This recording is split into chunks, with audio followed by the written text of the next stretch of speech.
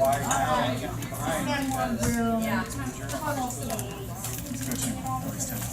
We have a whole bunch of Alright guys, need your attention. Welcome back. For those of you that remember the review today, I thought I'd get about 6-8 emails tomorrow. Oh my gosh, I didn't know, I forgot. So Jenny is ill. I think she has kidney stones.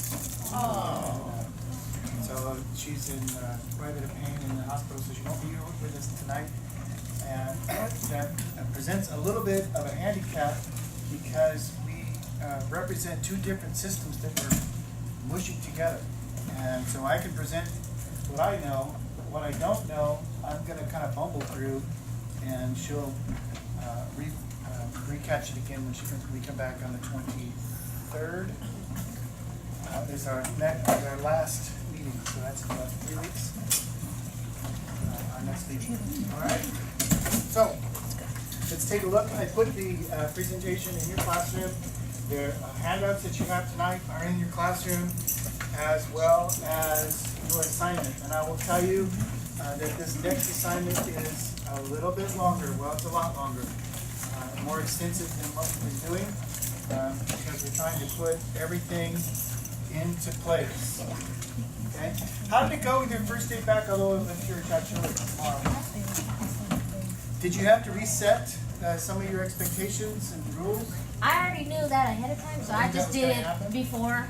I was like, okay, let's remember what we were supposed to do and how the order follows. Yeah, so I just kind of helped it a lot more than, us just going straight into routine and then them like, what are we doing now? What are we doing now? Yeah. A million of them. The first thing I did was I created a Google Slides presentation that shows the kids about my expectations inside and outside the classroom. So it's nice to get them refreshed and ready to go, so none of them have an excuse to be off task. Nice. My students were like sleep, low energy, super low energy. I was almost like Crashing for the sugar high of all these came. I figured that since I forgot what key opened what door this morning, that I'm like, okay, I'm gonna just do a blanket classroom expectations talk. Yes. Yeah. And my kids were the quietest they've ever been the whole year. Is that right? Yeah, they were the quietest they've been this whole year. They're just like, So you got that honeymoon almost over again. You got when you first started. Nice. All right. We have 4 components, modules, if you will. If you'll think back for a moment, we talked first about your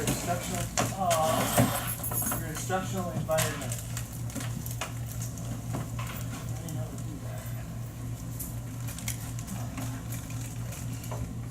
Google and Windows always don't play well with each other.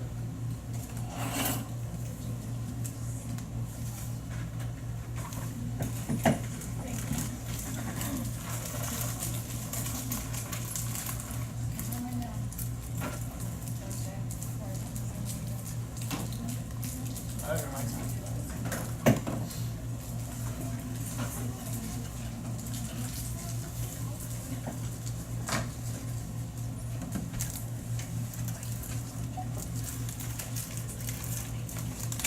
Y'all know who Stephen Hawking is? yeah. Did you know that they recorded his very last sentence? Yeah, you gotta listen. You ready? Here it is.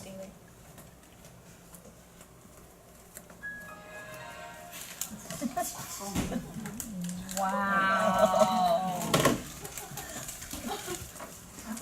So you're like, what? I think it's funny. So you shake your heads quick. Man, I'm showing this to kids, HR, insensitivity. Got all kind of violations going on. All right, I'm sorry. Instructional environment. What did we talk about with your instructional environment? What are some things you remember? Exploiting proximity. Exploiting proximity. How many of you have been really trying exploiting the proximity? Moving around. Does it work? Yeah. Are you finding that you're not as tired and stressed out at the end of the day just because you're walking the room instead of nagging? Good. All right. And we also talked about, and we might have forgotten because we didn't review, this as much, but what's on your walls, right? We talked about having interesting things on the walls, but not overdoing it, not overstimulating them, not putting up too much, looking at colors and that sort of thing. Good. We talked about classroom expectations. What was that all about? Setting teach cues in the classroom. Teach to's, procedures, policies. We said that there was 3 or 4 different rules, 5 rules you might have, kind of centered on respect. But how many procedures did you have? 100 at least, and you're learning. Good. Consistency as a teacher in reinforcing the right kind of behavior and making sure that a behavior that's wrong today is wrong tomorrow is very difficult, isn't it? Some days you're like, whatever, and some days you're like, did you just drop the pencil? Go to the principal. I don't want to see you again for a week. All right. How does having these teach-tos and procedures help smooth things out and help you be more consistent?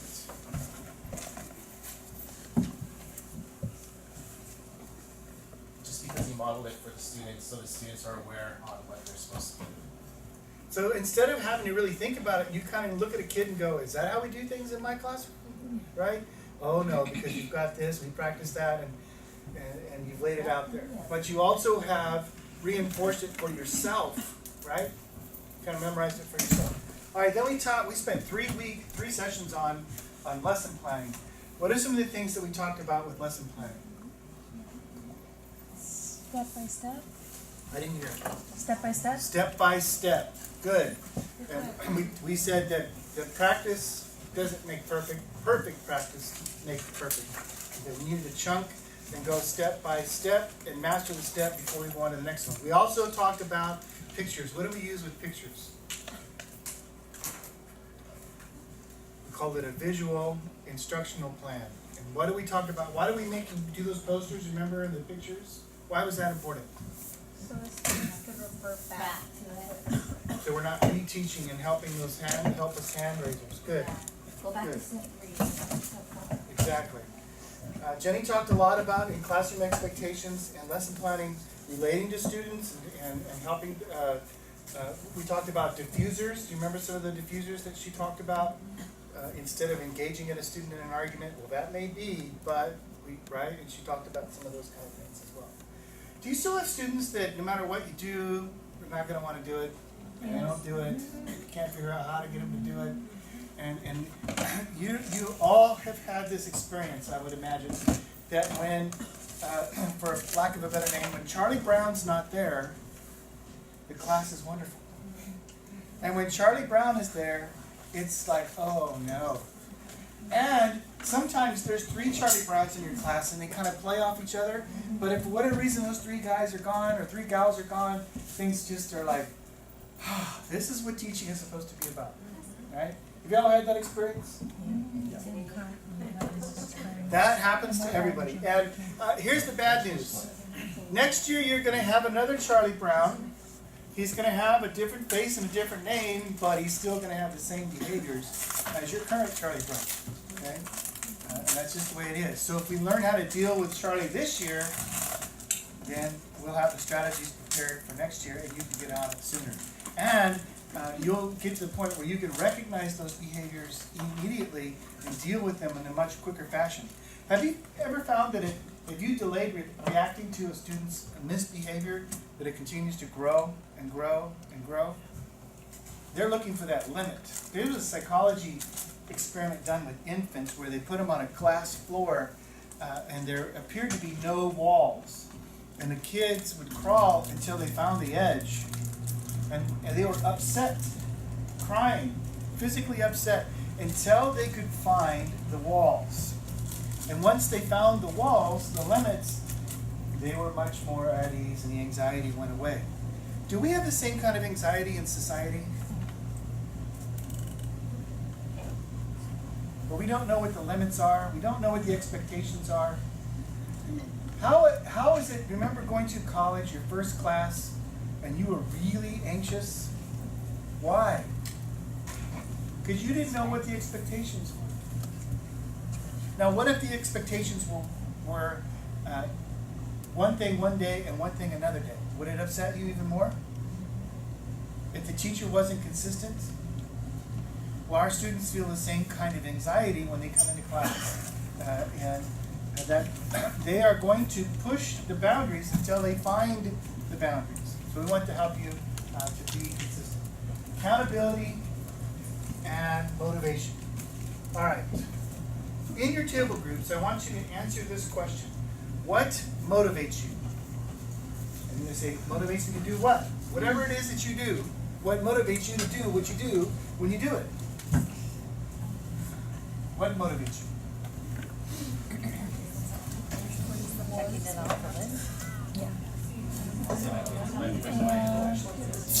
It's like with work sometimes it's like, Do you have an it's like, incentive? oh, I really enjoy my job and it makes me happy. And then there's some days where I'm like, Really good job. not a big fan of starving to death. So Well, that time of motivations are like, you make a long to-do list and you add extra things, you can cross them off. yes, I do that too. Like I do something, I'm like, you writing a list and just Yeah. Oh, I did that already. I did that already, so I'm gonna write down across it out. It makes me feel better. Because I want it to like be a part of it. I don't know.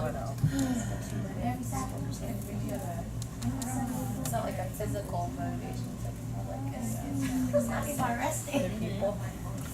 All right.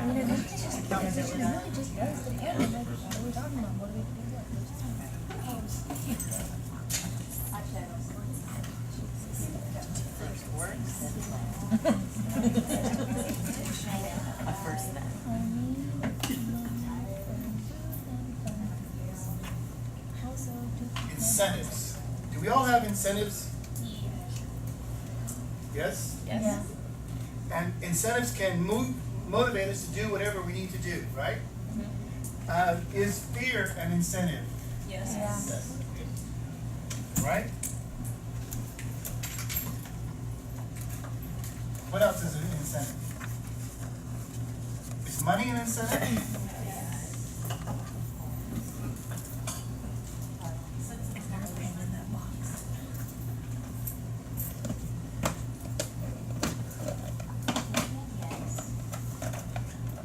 How about praise?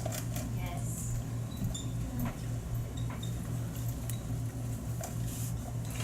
Acceptance.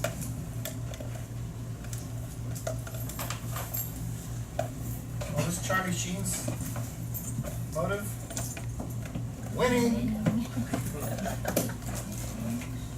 All our motives, right? Are some outside and some inside? Is there a difference? All right, as a teacher, can we incentivize our students? Now, if you're talking to teachers my age, they might say, well, you're just trying to bribe your kids into doing whatever they need to get done. that may be. But I think that we all have incentives. Some are intrinsic and some are extrinsic. Okay? So, this month, you all have been extrinsically motivated to fill out some documents and either get some money or pay some money by, I think you did, the date this year is April 17th. Oh yeah. Yeah. Are you incentivized to make sure that gets done on time? Yeah. Is that an internal motivation that you're just so excited about filling out your tax forms, going to your accountant, turning over some more money? Might not be saying about it, not really. But you're not excited about wanting to get this done, right? You want to get it done because of what? Is there an incentive? I don't wanna pay the penalty. There is an incentive. Yes. Money, a fine, interest rates, credit rating. All right. So does the government incentivize you to file your tax returns? Whether you like it or not, they incentivize you. Are you forced to? Are they going to shoot you and kill you if you don't file your tax returns? I mean, down the road, they could possibly put you in jail, but that's only if it's an extreme case, right? All right. They're going to fine you. They're going to garnish your wages. They're going to go after your check or your property or whatever. But there's a lot of incentive for you to file on time. Okay. Is there grace in the IRS? Sometimes. Actually, there's quite a bit. Okay. So did you know that if you're not prepared to file on April 17th, that you can file an extension? Yes. Okay. And if, for whatever reason, you didn't have enough withheld from your checks and you owe, but you can't pay it, do they have a payment plan? All those things are true. Actually, as a bill collector, the IRS is very merciful. And in comparison to other organizations that your credit cards are not as merciful as the IRS is. But the IRS has power that credit cards don't. Like, if you just ignore it altogether, they'll just garnish your property and your wages and everything like that. You're incentivized. Okay. All right. Does your paycheck motivate you? How much? Studies have been shown with businesses that while our motive for getting a job is to earn a paycheck, we usually don't stay at that job unless we find it satisfactory. In other words, most of us would work for less wages. Just don't tell the union that. Don't tell the district that. Except for Benny, heck no, man, I want my 20%, come on. We would all work for praise and acceptance and accomplishment and attaboys, and even as adults, we still like stickers on our job evaluations. Nice job, smiley face, thumbs up. And we're mature enough to go, well, what does a thumbs up really mean? And I want some more feedback than that. But you'd be pretty stoked if you went home tonight after meeting with your principal and they said, you're one of the best beginning teachers we've ever had. You're like, yeah. Because you think that already, you hope that that's what the case is. And if somebody actually told you that and they meant it and they had data to show that to you, it would really jazz you up and get you excited about teaching. And the next 2 months would just fly by as quick as possible. But if your administrator came to you and said, I kept you this year, but I don't know if I'm going to keep you next year. You need to improve by this much, and these are the things I'm looking for, and I would suggest you go to this seminar this summer, and I'll tell you that we're cutting teachers, and you were the last one I kept, and how would you feel about that? Would you be looking for another site next year? Regardless of the paycheck? We don't always keep our jobs just because of money. So some of that comes from a different kind of motivation. All right. Intrinsic versus extrinsic. We're interested, it satisfies, it gives us authority, it's meaning. But on the outside, there's some rewards, there's a pressure to perform. Have any of you ever been in sales? Did you have a quota? And if you didn't meet it, was the sales manager like in your face? Yeah, the Green Reaper comes, hires you. Right? There's competition. All of that helps to and motivate to get us motivated. All right, we want our students to be intrinsically motivated. We would love for them to come to your class and say, I love math. How many of you 6th, 7th, 8th grade teachers, your students love math? Yeah. Number 1 on the hit list is math. Number 2 seems to be history. I don't know why. All right, so how do we get them to be intrinsically motivated and in love with math? We can't change somebody's heart, can we? Kind of. You can help them along the path, but eventually they have to kind of self-discover. When did you discover that you liked reading? Was it in the 4th grade? Was it in the 7th grade? Did the teacher implant their heart in yours and all of a sudden you loved reading? It's like, dude, I still don't like reading. Right? How do we change a person's heart? You can't. But we can use extrinsic motivation to at least get them started down the path of enlightenment. We can incentivize them. And tonight we're going to talk about 2 ways, the carrot and the stick. carrot and the stick. And the carrot is called PAT. Any football fans in the house? This is not point after attempt. This is called preferred activity time. Okay? Preferred activity time. All right. Now, at first glance, I'm going to tell you this. The two things that we're going to share tonight, we deliberately put towards the end of our sessions because they work and they work well. But they work best in conjunction with all of the other modules that we have taught. If all you do is take this and cherry pick it and use it, it'll work really well for a while, but after a while it'll fade away. And then you'll throw the whole thing away. That's why we didn't start with this and we're ending with it. Okay? Preferred activity time. Are there activities that you do with your students that they really like? Yeah. Those are preferred activities. Okay? Here's a note of caution. It is not free time. There should not be a free time in your vocabulary. Because free time is what? Mess around time. Okay? That means I get to do whatever I want to do. If I want to throw pencils into the ceiling, hey, it's free time. If I want to tear pages out of the library books, hey, it's free time. If I want to take my gum and put it underneath the desk, hey, it's free time. There is never free time in your classroom. You're a steward of the government resources being provided to you. The room, the classroom, the supplies, your salary are all government resources for you. To give students free time to do whatever they want would be a waste of those, are you ready? Taxpayer monies. The second thing is, are your students generally meeting standard, exceeding standard, or almost meeting standard? Which of those three are your students? Generally speaking. Well, I'll tell you the other person. Especially we understand. What do the statistics tell us about your sites? Madera Unified is not meeting standard. I think something like, if I'm right, something around 30% of our English students are meeting the English standards, and 25% are meeting the math standards. Is that correct? Does that sound about right with what you've been told?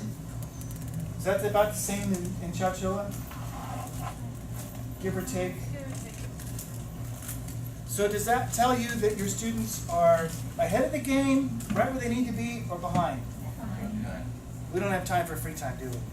Not if they're behind. We need bell to bell. Okay. So, PAT is not free time. And it is not, here's 4 options, you get to go do whatever you want to do. Okay? Kind of a structured free time. PAT is still tied to your academic standards. It's still an academic exercise. It just happens to be one that students really like. All right.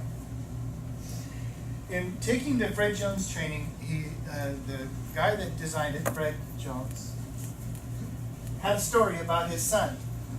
His son wanted to go to a party and he needed to buy chips and soda. And he says, "Dad, can I borrow $10 to buy chips and soda for the party?" Dad said, "No, I don't loan money. I'll give you your allowance when your allowance is due, but I do not loan money." And the kid was really upset. What am I going to do? I need to get chips.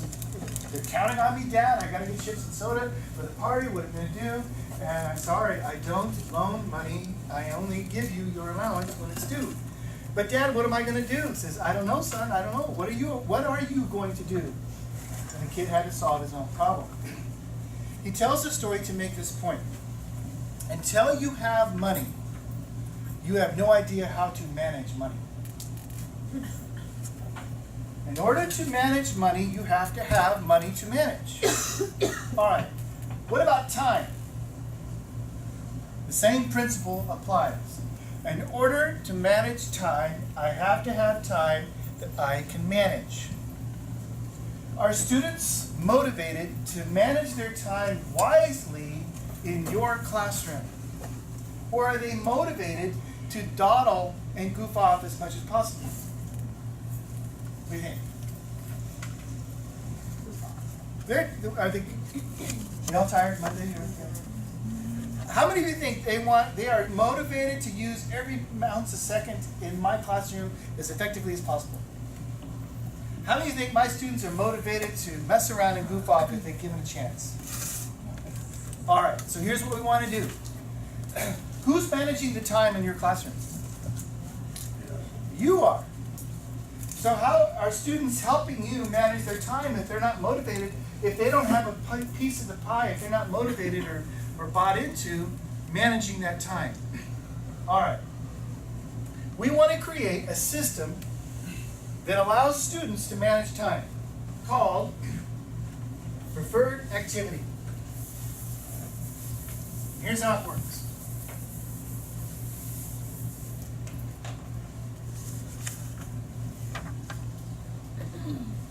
That's a good question. What is our expectations in cooperation with our students? How many students and how much of the time? 100% of the students, 100% of the time. That should be our expectation. Good. What are the barriers to this?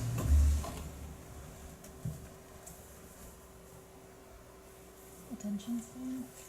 I couldn't hear you. Attention span. Attention span? Good. What else? Amount of sleep. Sleep. External forces. All right. One of the problems is parents are below average or at least 50% of them. That would be a statistical normal curve, right? Curve 50% are below average in helping students motivate their manage their own time or cooperate. Does the word no mean the same in everyone's house? In some houses it means, all right, bring on the argument. In other houses it means, my dad used to tell me this, when I tell you to do, and he'd say it with a certain tone in his voice, he'd look at me and he says, when I tell you to do something, if I say jump, you ask me how high. Okay, Dad. Till I was about 14 or 15, and then I was over that. What about, so parenting skills plays into how your students cooperate, even your own consistencies, right? If you're consistent, it gets better. But when you're inconsistent and they don't know what the boundaries are, they have a hard time understanding and cooperating. All right, so we talked about incentives and the importance of it. Students are really good at wasting time. We want to teach time management. All right.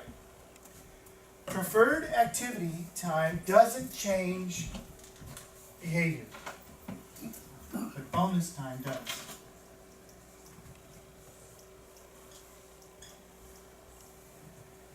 Okay?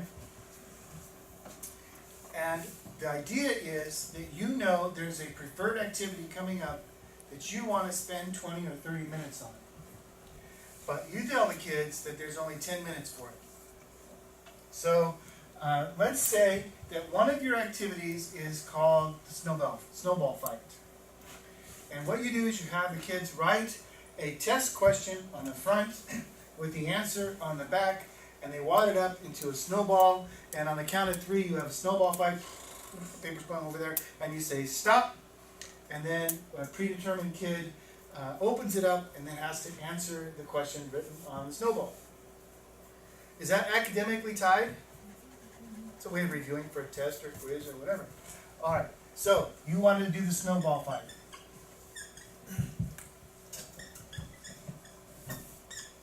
And you want to spend about 20 minutes on it.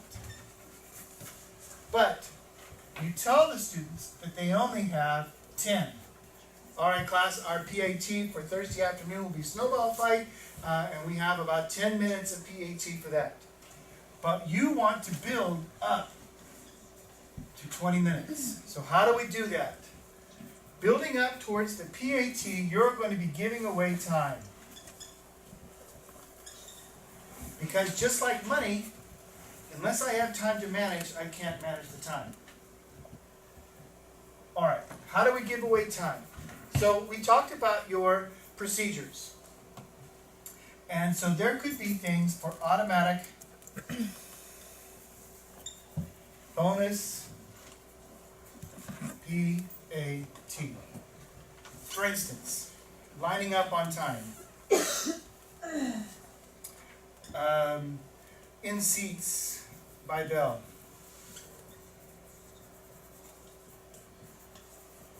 You get where I'm going with this? Are there things that you do routinely every day that you need your students to just kind of get it done? Okay? And you can say that this is worth a minute or 2 minutes or whatever you decide it's worth. And so then you begin to create a chart. Okay? And bonus. So you start with 20 minutes or 10 minutes over here. And then bonus.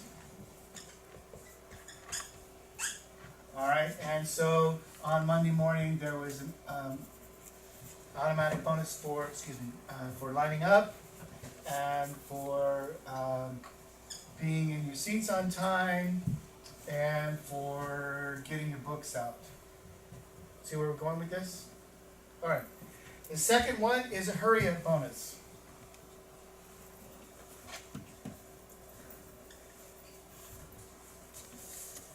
All right, class, we have 15 minutes to do our math assignment, but if we could all get it done with accuracy in less time, whatever's left over, we will put in bonus time. And so the kids are able to get it done in 13 minutes. How many minutes is that left over? 2 minutes. We put it over here in bonus time. Okay? Hurry up bonus and transition bonus.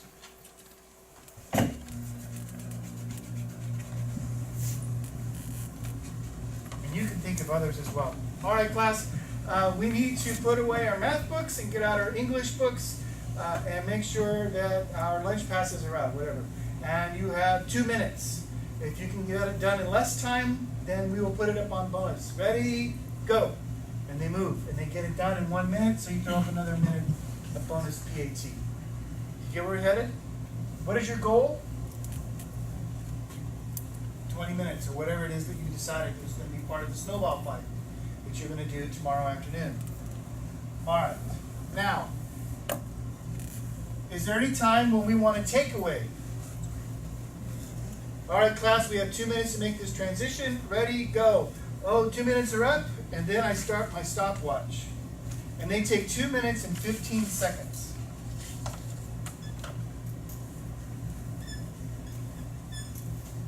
Oh, class, I'm sorry. We had 2 minutes for that transition. We were over by 15 seconds. I had to take 15 seconds back from bonus PAT. We always listen to the note, how we manipulate our students. We always add minutes and subtract seconds. We're always adding minutes and subtracting seconds. Why?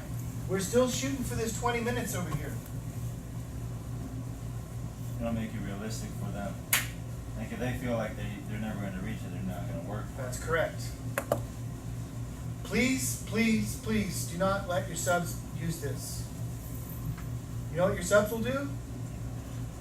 They'll subtract all day long, every little thing, because they don't understand what we're trying to do here. Okay? You're shooting for the 20 minutes.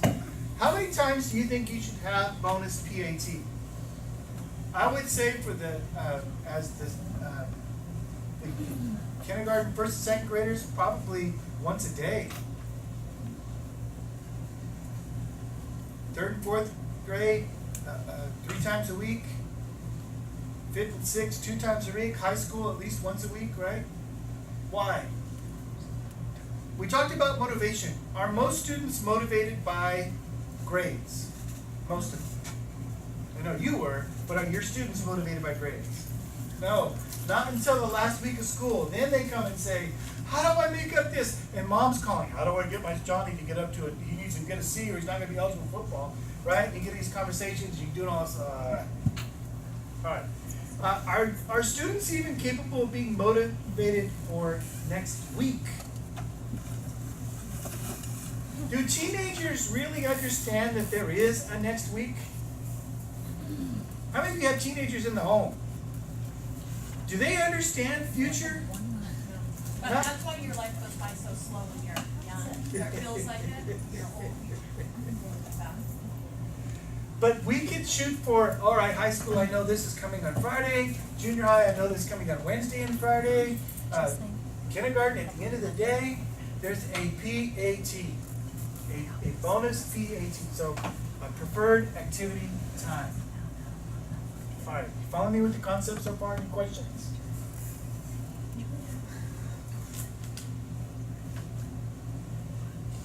All right, let's look at that blue-ish green. What color is this? Aqua. All right. Determine the time frame for giving a PAT, a preferred activity, to your students, and build your schedule around it. In other words, make it a part of what you're doing. Explain it to your class. Give the class a free PAT so they can know what you mean by PAT. But Steve, I don't even know, beyond what you talked about the snowball fight, what I'm going to do. I'm so glad you asked that question. There's a little QR code and website, they're both the same. And in there is about 25 or 30 PATs that Tools for Teaching has already established in Fred Jones. You can click on them and look through them and decide what you like, or you can even make up your own. Okay? In fact, you're going to talk about that in your group in a moment.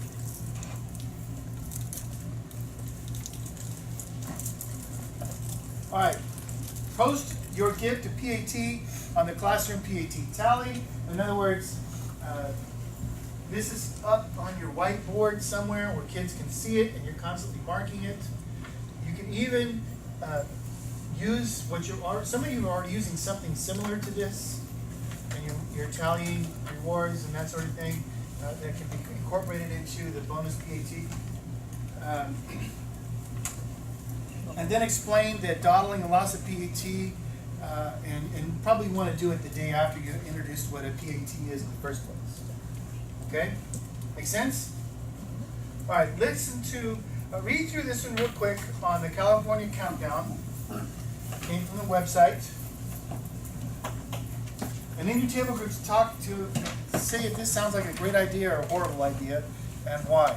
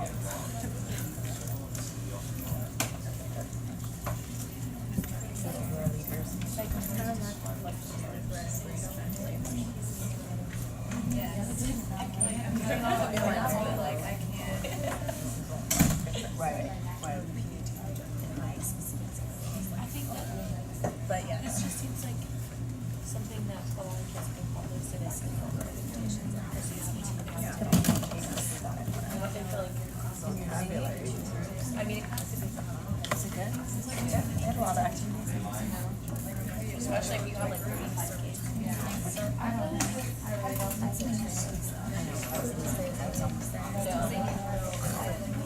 Did you notice like the 13th class? I know it's either in here or a warm place. That's what I can do. Talked about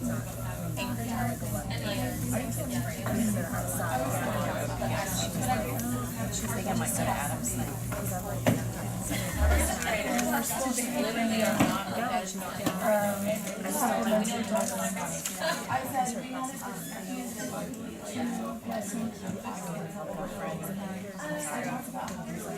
Supplementary to go along with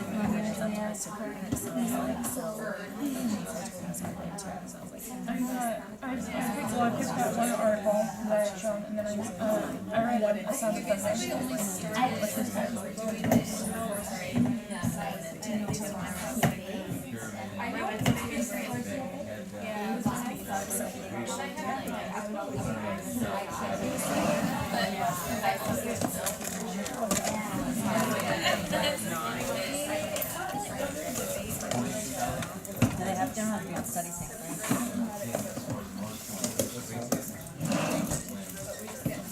think we were gonna talk about when we're gonna do the unit core test. Pre-test? But, Chris was talking to Alonzo about cutting it out. I'm shortening it.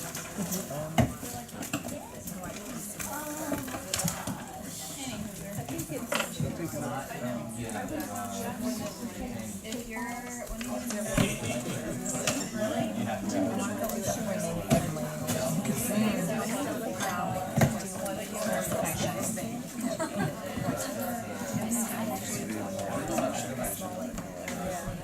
don't know, I was thinking later because that's gonna be Because of science.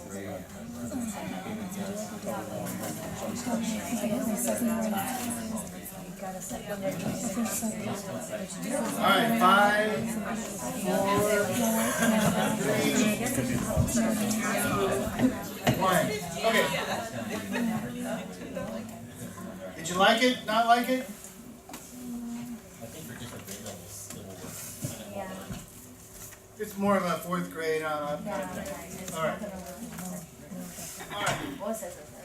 I have a game that I used when I was teaching at high school for juniors and seniors, but I think it could work in any class that you require them to be able to repeat information. And it was a simple baseball game. The class was divided into 2, home and away, offense and defense, whatever you wanted to talk about.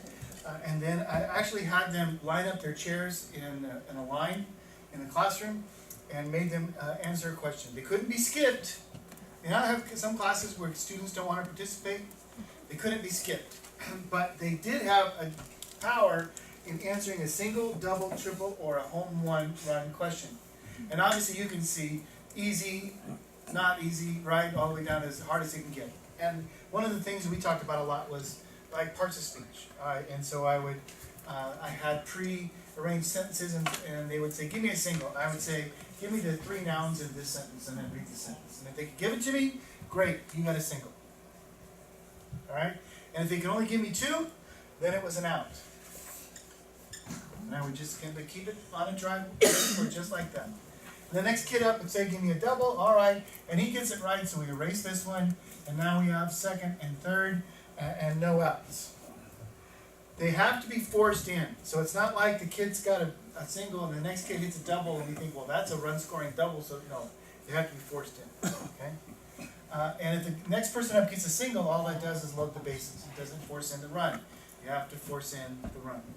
And the kids have a lot of fun with it. Sometimes the defensive team, if you will, the non-at-bat team, will blurt out the answer, and I always said, okay, that's an automatic whatever. If they were going for a triple and the opposite team answered it for them, fantastic. That's whether it was correct or not, I'd give them credit.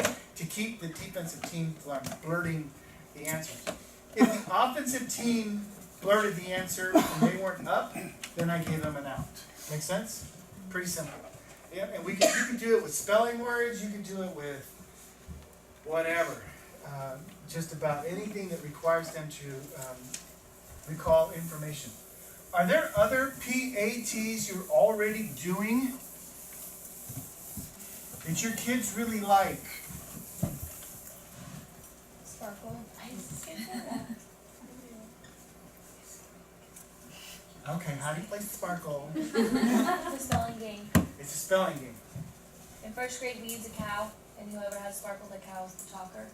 And then you do one letter. I'll say like spell the word gain, and then they do each one letter, and you pass it on to the person next to you. And then after the last letter, if you don't get the word, get the letter wrong, you just pass it. I don't make them get out because we're first graders, and first graders make mistakes. Can we look that one up online? Is that Oh yeah, you can Google Sparkle? yeah. You created as a kid. Nice. What else?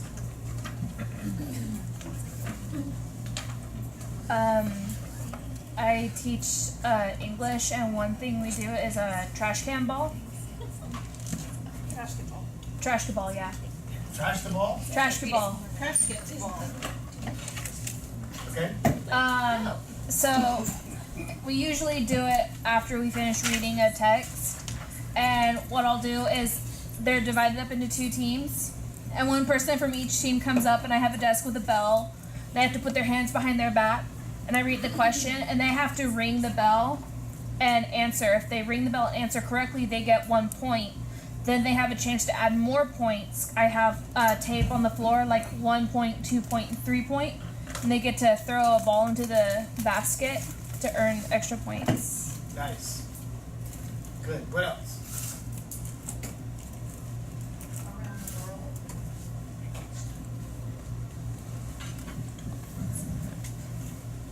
Is that with Jackie Chan or with Jules Verne? What's around the world? It's a fast, like a, math facts, knowing your facts. So I would draw her stick, she would go stand behind Kendra. I'm gonna flash them a math fact, whoever can say it the fastest. You have to try and travel around the world back to your spot if you can, you're the winner or whatever.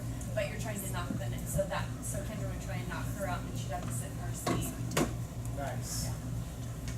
Good. I have a teacher next door to me. She played Jeopardy. And there's even templates for this in PowerPoint templates for Jeopardy. And she had the buzzers and the sound and the whole 9 yards. And every time they were, the day before or 2 days before a test, they would play Jeopardy. And she would ask the test questions or similar test questions that was going to be on the through Jeopardy. So a great way to review. What else can you do? You think like Kagan activities count? Yes. Okay.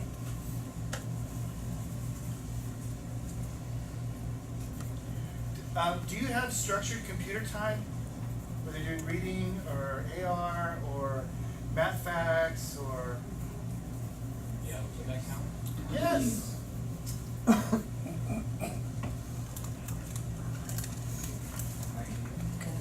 What did you say? I'm sorry. Prodigy? Quizzes before? Quizzes and stuff. I've never seen quizzes. Like I said, Notice what's missing up here. My wife and I were driving yesterday down the mountain, and she was talking about a teacher that would show, what is it that she said they were showing? Mr. Bean Oh. in high school. And the teacher would say, finish your assignment so we can watch Mr. Bean. Okay. All right. He was halfway there.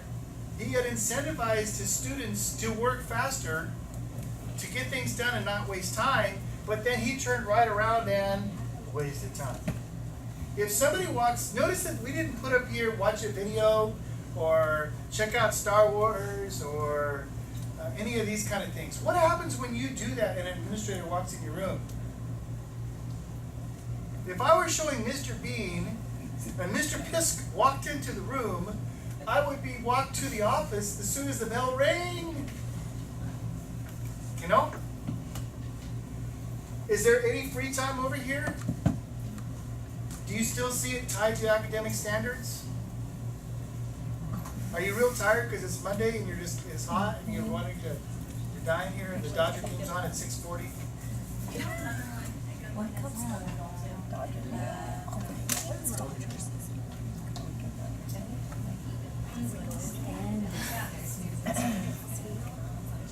Listen, y'all, here's the key. It is April. PATs have to be cheap and easy for you, or you won't use them. They have to be quick and easy for you to use, or you won't use them. Okay? It can't be complicated, but it does have to be enjoyable for the students. Okay?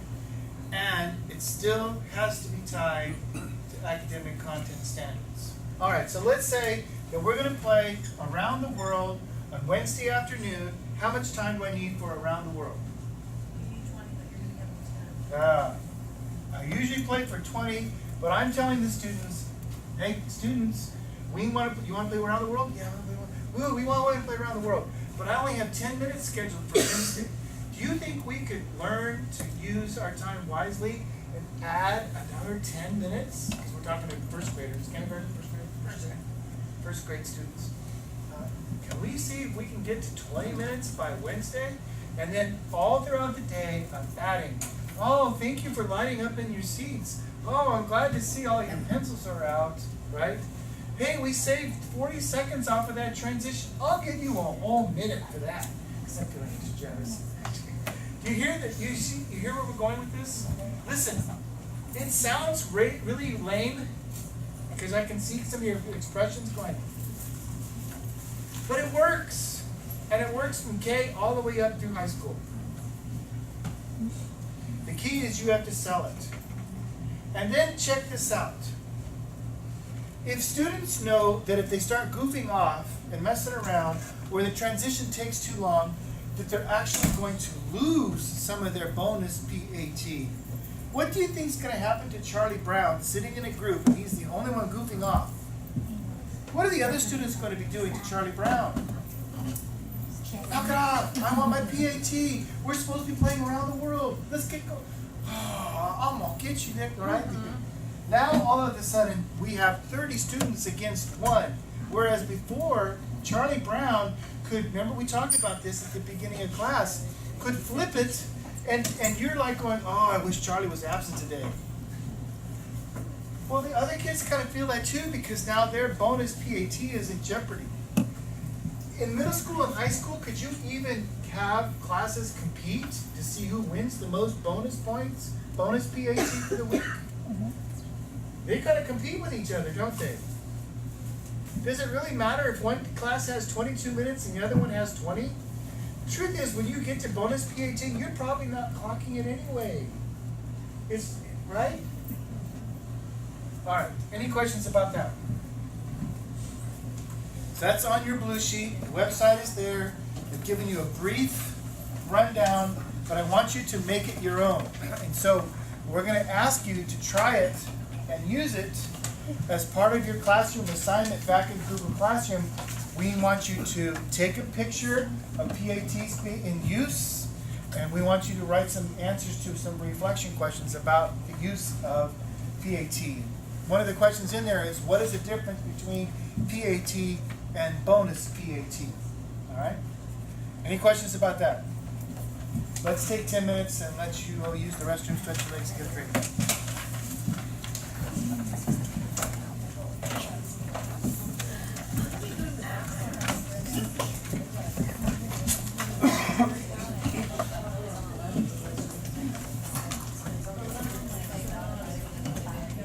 We don't have a bathroom here. That's just the truth. It's country school. Kid you not, my wife's a grade school teacher in Washington. You have to tell the kids, no, I'm using the bathroom. For no 1 and 2. She's having kid number 2, preschool kid, like, they live on a farm somewhere, wherever.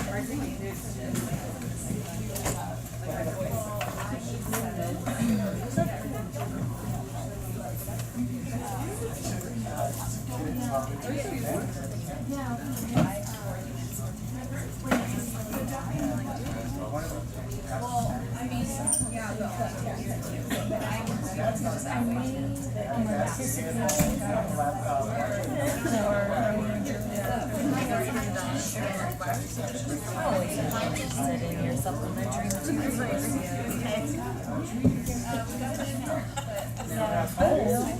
See, it looks like Amazon.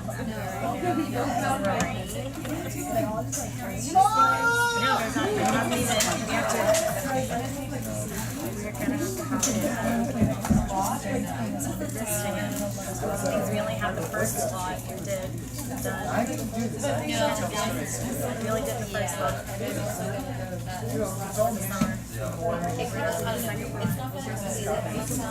We need to get the fence in first. Here we go.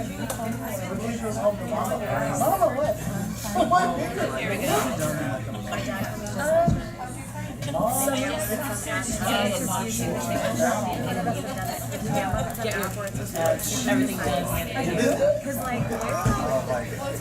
Because like it's like you come down the stairs and then like at an angle, so it's like all this is extra. I send it and then it was I send it in the bathroom and then it's like closet. So then this is like all it's like an L. So it's like we have My this is stepdaughter like had our a tile, whatever. and then it's like all this needs to be So done. it's dark So it's like at a weird, and then upstairs it's like we have upstairs, What's wrong with him? and then we have like this long hallway here, like and then that's like an weird. Okay, so look, you have to So it's like this is new tile, and it's like so it's like, and then the 2 rooms right here are laminate, and then our bathrooms are tile, and then our rooms are center. Right? Especially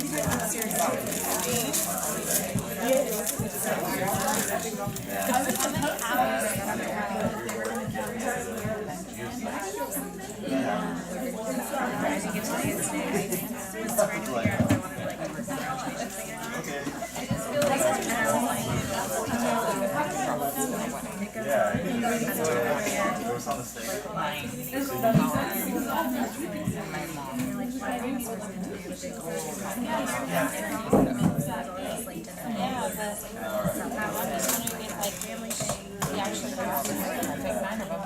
They brought like 15 with only a max of 3 matches. I did not know how it came in so many different Yes, no. So it's like, well, that was The atmosphere there, amazing. I think it's Exactly. You think so cute.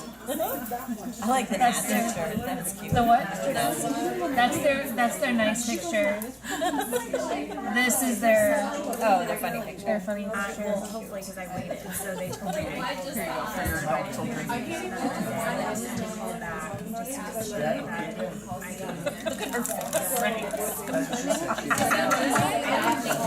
I saw that. I was thinking about that when you guys were talking about Easter baskets. I was like, oh, if I only can remember who posted that. I saw Karina at St. Mark. Is it on Saturday? She had like all this candy, and I mean like, oh my god, who's Easter basket information? That's like I She's like, no, it's one basket, a lot of kids. I'm just doing more. I'm like, oh, okay. That was like a laundry basket. No, she said she had so much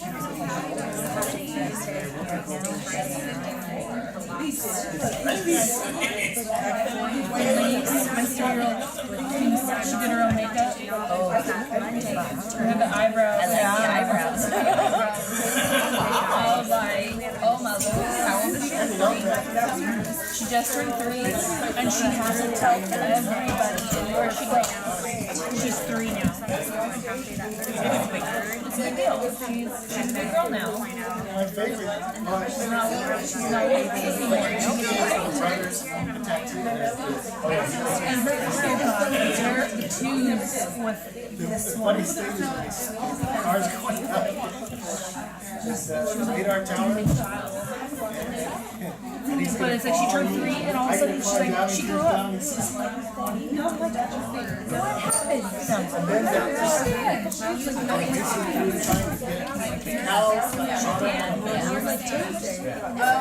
we were trying to get cows, This is my other niece.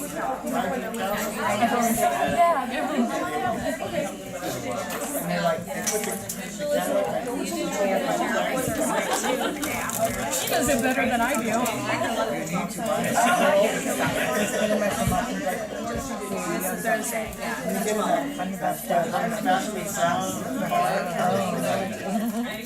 She's in kindergarten and she's like, so taught me how to dash. And I'm like, show me. She showed me. And I was like, wow, that's awesome. And she goes, yeah, he says when I do it, I'm savage. And I'm like, oh God. Okay, we've reached that age. Well, hold on. Oh, she's gonna be. She's one that she's keeping James in. And she's like everybody wrapped around her little finger. She's such a explosive girl. But I'm like, I told my sister, I'm like, when she gets to be a teenager, it's interesting because like she's a sweetheart, but every once in a while she will just get this attitude. Oh no, hers is I don't want to talk to you right now. I have a question in a moment. Like, okay.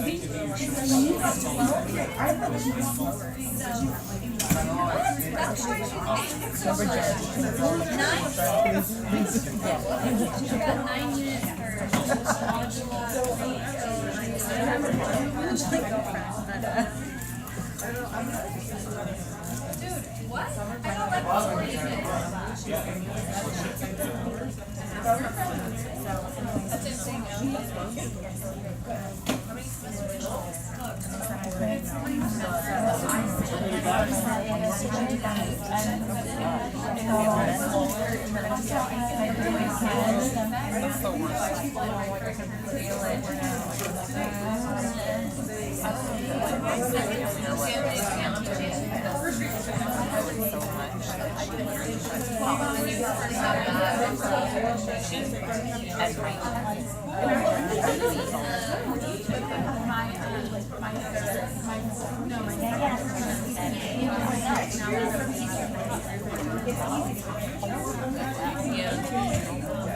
And it's like one of those ones where it's like, you don't bite the head of your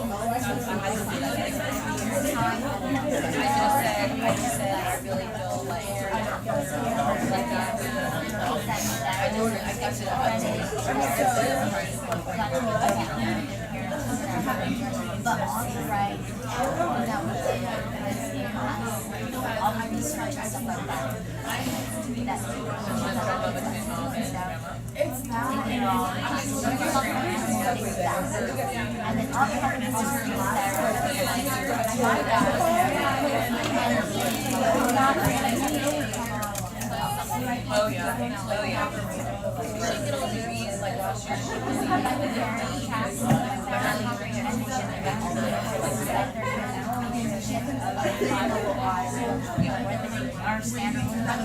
guys, let's finish up. Okay, so this is the part where I'm a little fuzzy. I'll do my best to lead us through this, and then Jenny can maybe we'll make her watch the video since she missed, and she can catch us up. Okay, when you've tried everything else, let's talk about two things first. And you probably all have used it. Let's talk about, before we talk about refocus, and there's a couple of ways to deploy refocus, let's talk about the backup plan.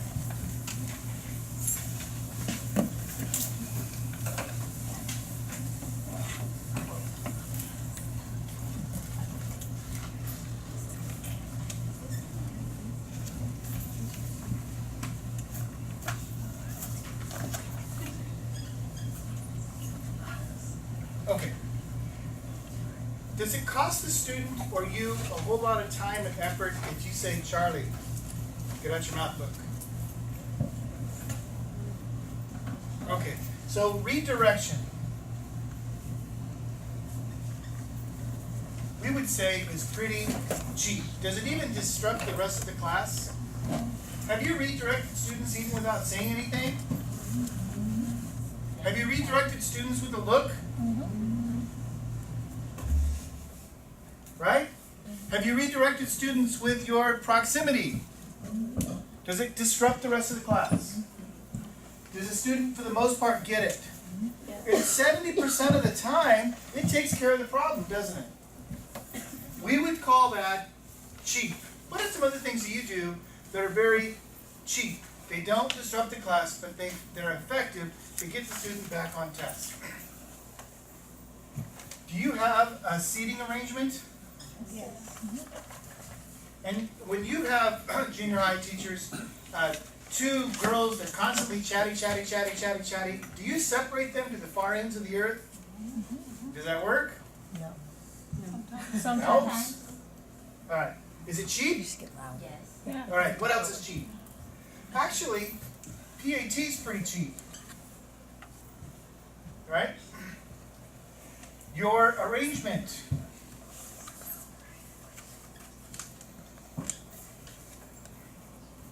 Right? The way you arranged your class, everything we've talked about. Okay, so what's expensive? And what do I mean by expensive? Does it cost you time? Does it cost you instructional minutes for the class? Does it cost the student time? Does it cost the student instructional minutes? Okay. If you use the backup plan,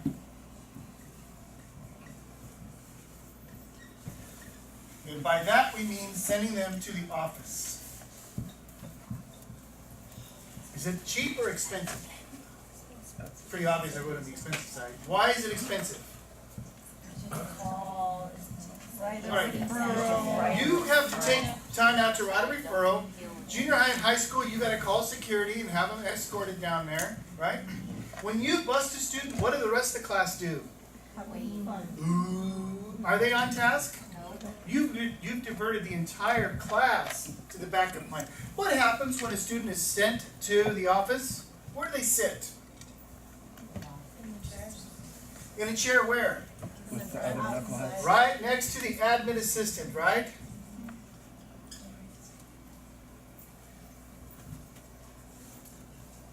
I kid you not, one time I was making church bulletins. I was the assistant pastor, and I wrote Steve Thornton as pastor. Oops. And I've always learned to abbreviate assistant with an NT. All right, is the admin assistant trained in child psychology and behavioral issues and intervention things to do for that child? Does she have a credential to teach? Is she teaching that student? Maybe you sent that student with work to do. Is that admin assistant making sure that Charlie Brown is working on their word search? And who's probably sitting next to Charlie Brown in the admin office? Lucy. Lucy's right there with him. Right, okay. So how many kids? So there's 3 or 4 or 5 other knuckleheads all sitting there and you sent them out because you went through your list of all the things that you tried, and it's still not working, and you just got really frustrated, and you sent them out of class for disruption, which is a hot button word in the state of California. They do not want us to suspend and expel students for disruptive behavior. Did you know that? They want you to find other ways to do it, like restorative justice. Okay. Scraping. If you send a student to the backup plan once a year, you're doing okay. If you're sending a student with the backup plan to the office once a day, there's a problem. All right, how many of you grew up under this rule? Wait till your father gets home. Yeah. Mama boss. Yeah. Wait till your father gets home. Well, okay, fine. I'll wait till Dad gets home, but that means in the meantime, I get to do what? You never Well, I'm gonna mess around till Dad gets home, and then when Dad gets home, what's gonna happen? By the way, if your kids go home and say, "I hate my principal," why? Because I'm in trouble all the time, and that's the person I have to see. We've abdicated our authority to admin, just like Mom has abdicated her authority to Dad to punish and discipline the child. Wouldn't it be better if you just were afraid of both Mom and Dad? Right? And Dad doesn't have to come home and be the bad guy. Right? You lose control if you are using the backup system too often. Plus, it's incredibly expensive. Your students are missing out on instructional time, you're missing out on instructing the class, and the rest of the kids are missing out. This needs to stop. So what can we do? If all of your efforts and all the things that we've taught you are not working, then we want you to use a refocus time. Either in your classroom or in a teacher's classroom that you have partnered with. But be very careful about that, because I've actually had complaints come back with, I was partnering with so-and-so, but they're sending me a kid every 20 minutes. I can't teach my class anymore, okay? So it's a judicious use of the refocus time. There should be a checklist, a mental or maybe even a written out checklist of I tried this, I tried this, I tried this, I tried this, I tried this, it didn't work, and so now I'm going to put them in refocus. And if refocus doesn't work, then you can send them to the office. When you send a referral to the office that says, I did this, I put them in their own seat, I rearranged my seating chart, I gave them a verbal warning, I came over and redirected, I used proximity, I asked them one more time, I reminded them of our PAT and took away a few of our PAT minutes, and then I put the student in refocus and made them sit and refocus for 20 minutes to think about what they had done, and it's when I thought they were ready to come back, they came back, and yet the disruptive behavior continued. I don't know what else to do. I am sending you to the office. What do you think your administrator is going to be able to do if they see this whole list of things you tried before sending them to the office? Make sense? And it's the only one you've sent in the entire semester. Now the hammer is going to come out. I talked to Mom and Dad, I tried this, I tried that, and hopefully you get some backup. Okay? All right. Take a look at your packet.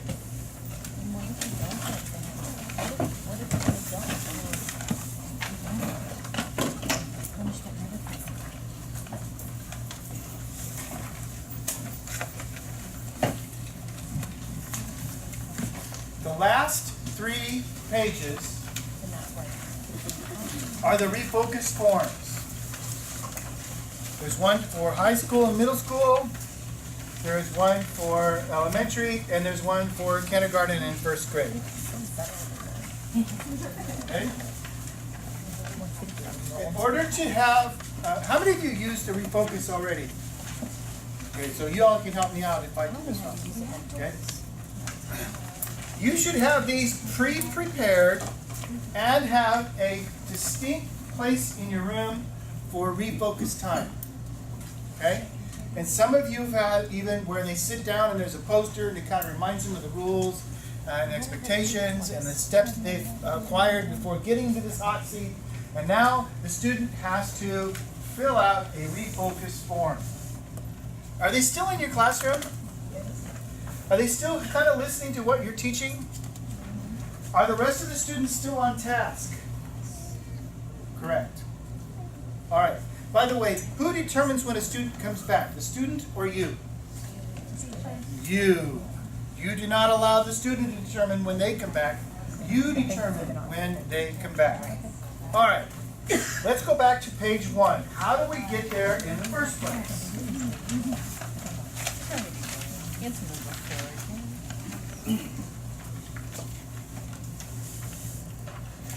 The book calls it an emergent low-level behavior. What would be an example of low-level emergent, like just bugging you, but it's not like horrible? Clicking a pen. Good. What else? Whistling. Fumbling around for a pencil. Fumbling for a pencil. Sharpening their pencils. Sharpening the Yeah, they're over pencil. there just playing with it. Cell phone. Cell phone. Sharpening their pen. Headphones. All right. All right. Here's what it said. Intentional part. Wow. They're ready all the time. Classroom integrity questions. This is what we want you to do each and every time you encounter behavior like this. Remember, if we go all the way back to session 1, I told you that when you were interrupted in class, something inside of you was turned on. Do you remember what it was? Your fight, flight, reflex. All right, when that happens, they're saying ask yourself 3 questions. Am I able to continue teaching? Are they able to continue learning? Is he or she able to continue learning? If the answer is yes, what do? You just keep going. If the answer is no, what do? Alright, so whatever you want to do, you can use proximity, you can use a diffuser, you can turn the lights off, you can remind the class of the expectations, you could even give a bonus minute to the class because, or take one away, not take a whole minute away, but take time away. Remember, we add minutes, subtract seconds for a disruptive behavior. Then wait. Then what happens? You have another crossroads. Was the behavior corrected? What do we do if it's corrected? Move on. But it didn't get corrected. Now what do we do?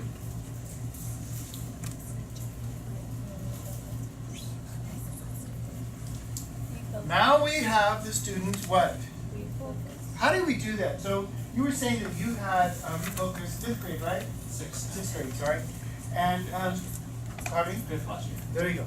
And so a student is giving you the business and you're really tired of it, so what do?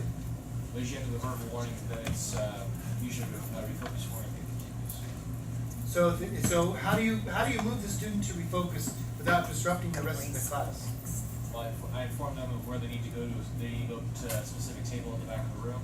There's an example of a finished refocus form out there, and once they finish, they raise their hand ready to rejoin the class. And then you read it before you let them back in? Yeah. And is it something you announce in front of the entire class, or do you just move over to that student and quietly tell them? Often it's quiet. Sometimes it's like if I'm across the room, it needs to happen. It's refocus across the room, but usually it's quiet. Okay. All right. Any questions on that? How many of you tried that before? Is it working? I have a thinking chair. My students are normally like, it's just like behavior issues are different. Like if it's something uncommon, they're coming in, like they'll just go there. And I just tell them like, we want to have a good day. And it's, they have different kinds of disabilities, but that helps them to think about like who's causing them to act that way. Did we do something? Did they do something? What can they do to control it? And if they're ready, then they'll talk to me like during a passing period, or it's usually a full period and they have some work to do there quietly instead of putting the class on. So they're kind of self-selecting. I know I'm having a bad time. Yeah, so it's a choice they have to make. They are high school students, and at first I kind of guide them, and then now they rarely use it, but if they need, they'll let me know, like, can I do my work in the thinking chair? But they'll have to ask themselves those questions and answer, and then do their work. But you had the same kids all day, right? Yeah, 4 periods. I was just curious, like, so I teach first grade, and I like the idea of it. Like, we basically do the same thing for think tank during recess if they lose their recess because they've had behavior problems. But how do I go about that where like they can't fill it out individually? And I also don't want them like filling it out with the partner because then that won't obviously help. Or if they're like in the back, like how do you spell? You know. Before we jump to, I will tell you, when my son was young, Asperger's, autistic, but it was comorbid with ADHD. And yes, Josh would get in trouble, and they would take away his recess. And one of the things that came back to the teacher was, that's the one thing you can't do, because that's the one thing he needs in order for him to cooperate for the next hour and a half. He needs to get all the wiggles out and run off some energy in order to be able to participate in class. So you have to really think about the recess issue. So just throwing it out there from my opinion. You have an answer though to what she was going to There is say? a form, well, I don't know if it's just for my school site, but for kinder and first, they have where they circle, like there's little drawings where they kicking, where they pushing, where they not keeping it, and they just circle that things, and like where it says what should I have done, it has people sitting like correctly, or keeping their hands to themselves, and they circle instead of writing. I don't know if you have that available. I don't have that, but that's a great idea, especially for young grades and EL, They're right? online, Yeah, they're right? online, Good. For my ELs, I have one in my classroom that's filled out, and for each one, I give them like 5 different options. So, first one, like I was talking to the person sitting next to me, et cetera, and then they can just copy one. Because generally it's like the same kind of 5 things over and over that they're doing. Do you keep these, by the way, in their folders? And when mama comes in and they've got 30 of them out of the last 45 days, right?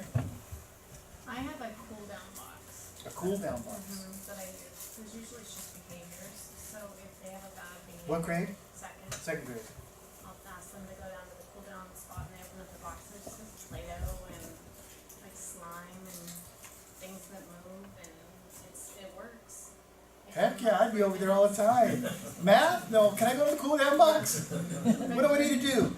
Do I need to stomp my foot or throw a pencil in the, alright? Are they motivated to get to the cool down box? No, usually, and it started off where I have one little boy who just gets angry. So then he'll go and sit and it's just crazy. After 3 minutes he's fine, he'll come back and he's able to function.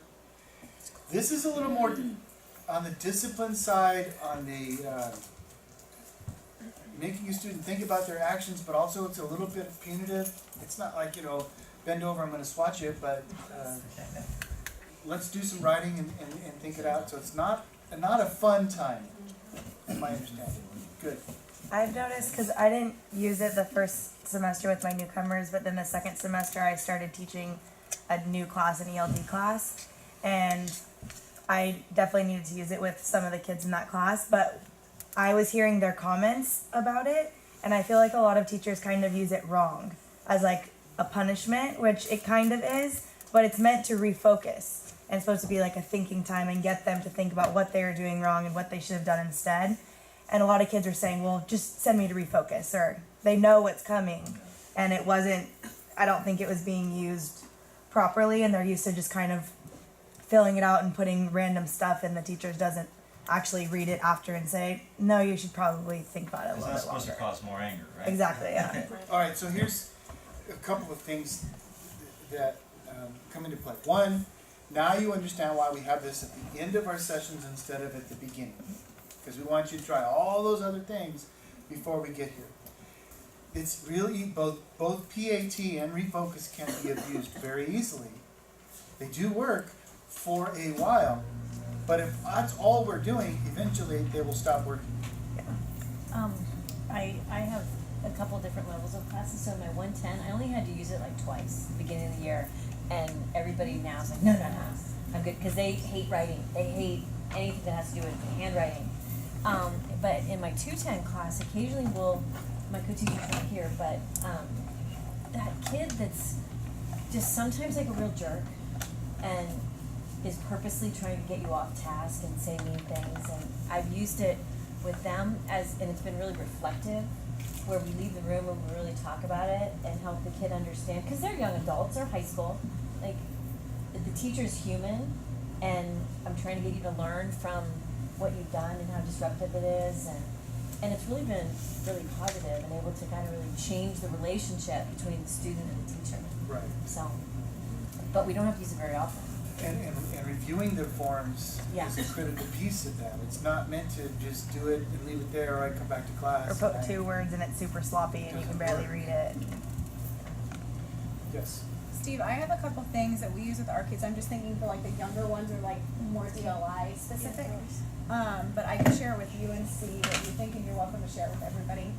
But it has a lot more visuals, and then with each of the visuals, there's words. So like, for example, this is like, what did you do? So it follows this pretty much. What did you do? There's a picture throwing things, and it says throw things. And then I think there's how are you feeling? What can you do next time? And then there's like a reflection that you would do with your teacher or review with your teacher on there too. Nice. So it doesn't really require a lot of writing, but it does require some thinking. Yeah, and even like I know for us we use icons for a lot of stuff, and I'm thinking for like K1 you could even use the icons where like they have a strip and they can take the things off so then it's like still interactive, so then really you can tell that they're attending to tasks. So that might be another for like the little guys. But if you want I can share with you and you can. That would be perfect. Yeah. Question. I have like this like kinetic sand, and I have like a student who has ADHD, and he's constantly needing to move, and so he also has behavior problems because he lashes out. So sometimes I need him to cool down, and so I have him to play with like a bottle with pretty sand, or sometimes he needs to be touching stuff, so I use like the magnetic one. And so my other students see that, and so because they know how he behaves in class, they say, well, I want to play too. And so like, no, it's for students that need to cool down. So they start like kind of misbehaving. And so my question is like, how do I redirect them? Because I know that they're doing stuff on purpose because they want to have that time to play. And so when I tell them, no, I know this is not how you behave. You're doing this like because you want to play. But they're like, but miss, but you let so and so. So my question is like, even when I try to redirect them or I try to explain to them like the reason why he has that, they will push. They'll go like 3, 5, even a week of trying to see, to put their buttons if they can play with that sound when they didn't have that behavior before. So my question is like, how do I still bring that into the classroom for the students that have like strong personalities without having everyone to say, well, I want to start acting out because I want to do that too. Is there a way for all of them to participate in it at a certain time during the day or week? Or is there not enough? Probably like maybe on a Friday, because it's really hard because we have so much stuff going on and so many tests that we have to take. So that's why like I feel for them. I do, because they want to have that time and I want them to have that. But it's just like of all the requirements that we have to do, it's just we really don't have time to like, have them like play with stuff or even manipulatives during math. Like I want to take it out. But I know it takes even time just like lecturing and even having those manipulatives, like it would even take double the time. And so that's what I'm wondering is just how do I have those those things that I'm able to use with my strong personality students, whereas so that way my whole class isn't saying, well, I'm gonna start lashing out too. Yeah, you're in a rock and a hard place. What are some ideas?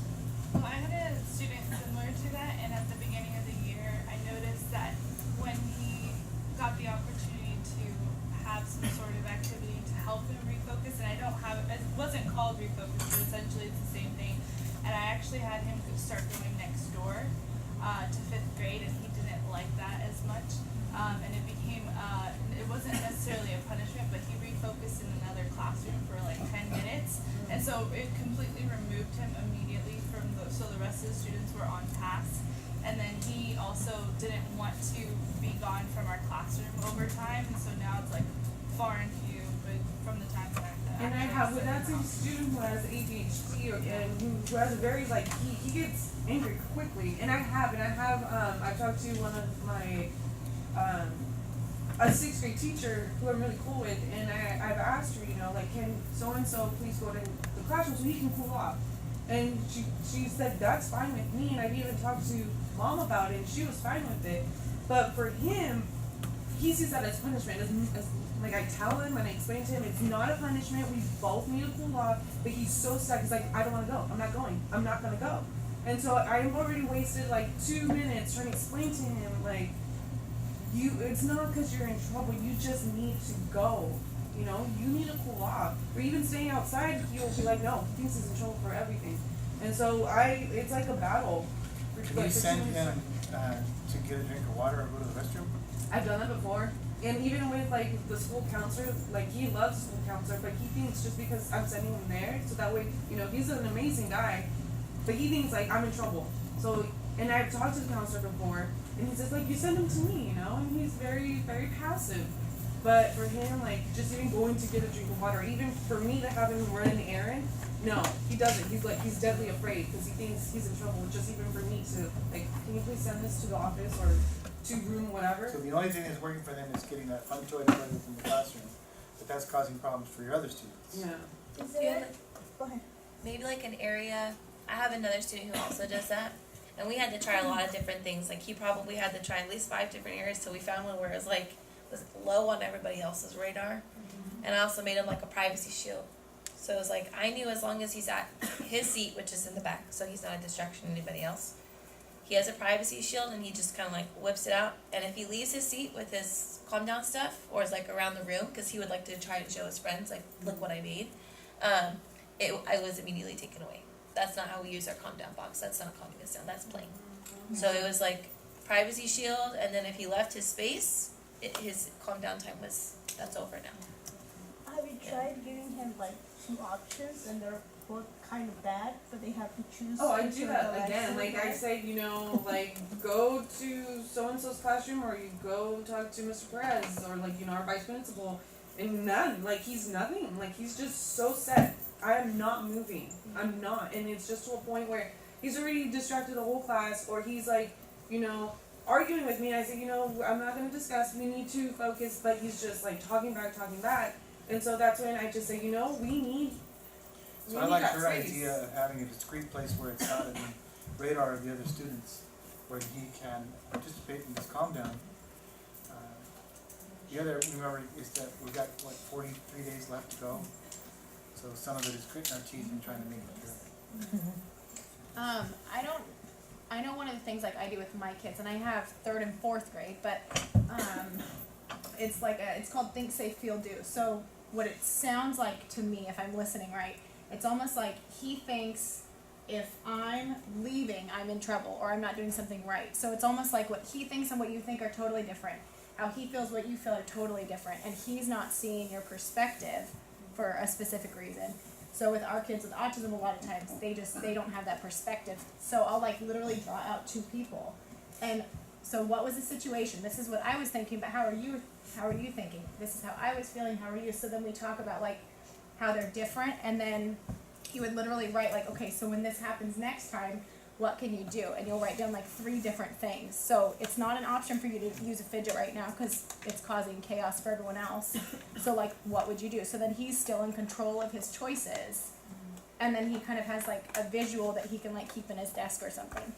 And so just like sitting him down and talk about the options that would make him feel comfortable. Mm-hmm. That maybe like just the 2 of you can do, because it truly seems like maybe he's just not getting where you're coming from, and he's thinking like, I'm in trouble, or I don't want to be different, or I don't want to stand out or something. Comprehension. He has a hard time understanding. Yeah. So whatever you're getting, like he's already Blocked off. Okay, good.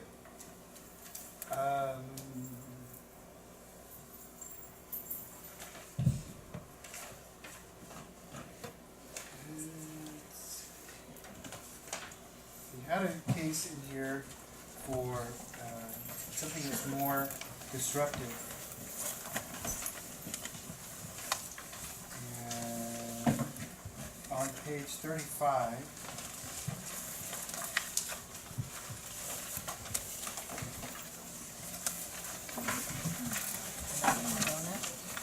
no, that's not it.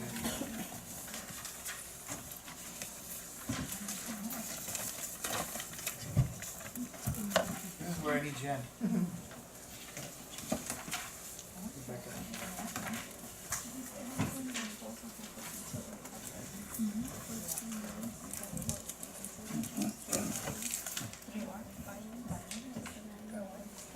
All right, go back to 31.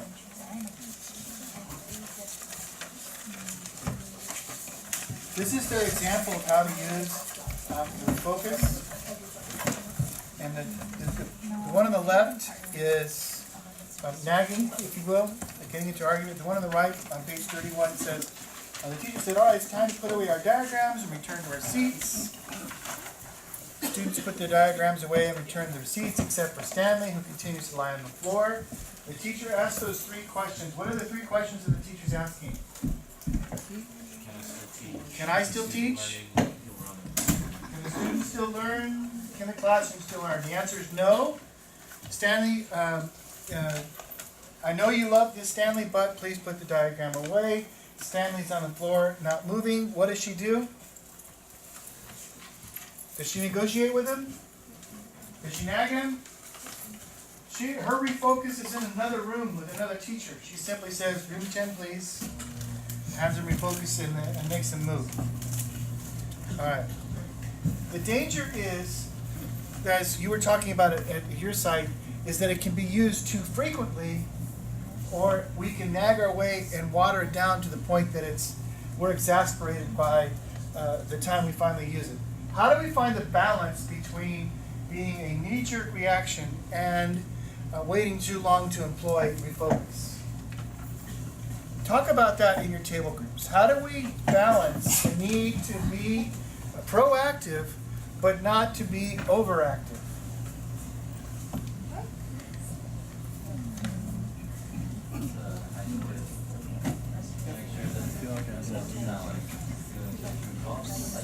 The teacher.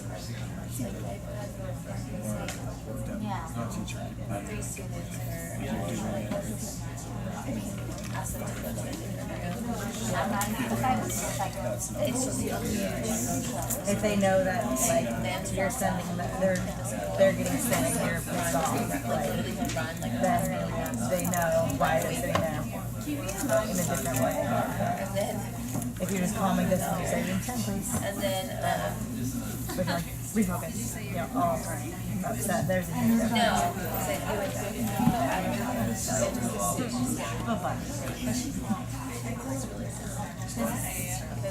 It's also a it's that circle of inquiry kind of questioning.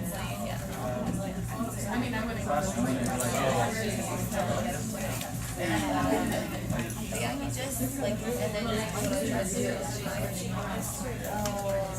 I during his message just say,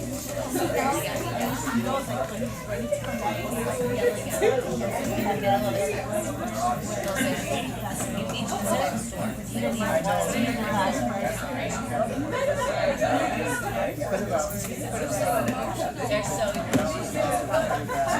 if they don't, and like they time, they'll take some it's just Consensus that make sure you do what you like, do what you want, and all that. Well, I went there, I don't know.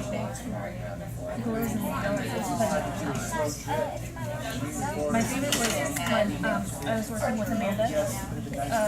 She had the one that like put a magnet by it and just it's like the putty eats it. Second grade.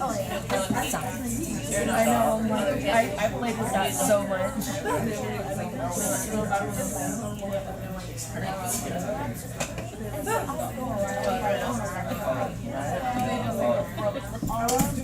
I would say I have ideas for like It's really sticky. It's really sticky. I don't know why. I'm not sure how.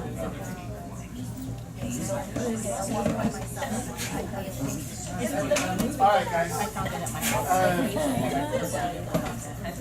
We're gonna end a little earlier tonight. Jenny's not here. She can fill in better than I on the refocus. So we'll have you do the evaluation. The homework is a little longer tonight, and so make sure you have a chance to look at that.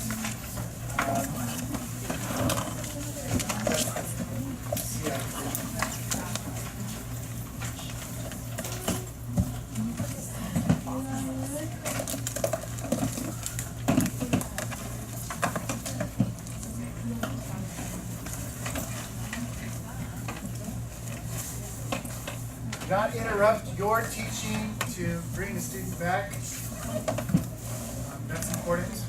So it's on your terms, not their terms. A kid to, or refocus, a real problem, Elisa.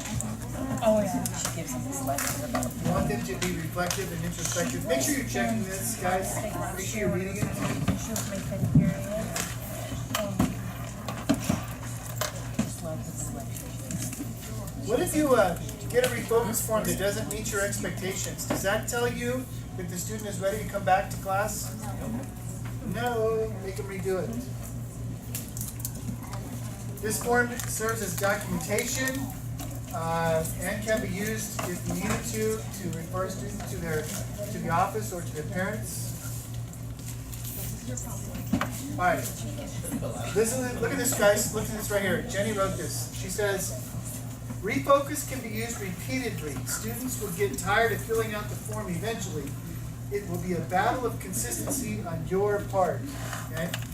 So like what you were saying, all right, just give me the envelope, whatever. Okay? That tells me there's not follow-up. Yeah, It's not painful enough. No. All right. Next meeting is April 23rd. Good night. Got home in time. You can watch the Dodger game. I know there's some kind of basketball game on tonight, but Megan, what was the purpose of finding the supplemental?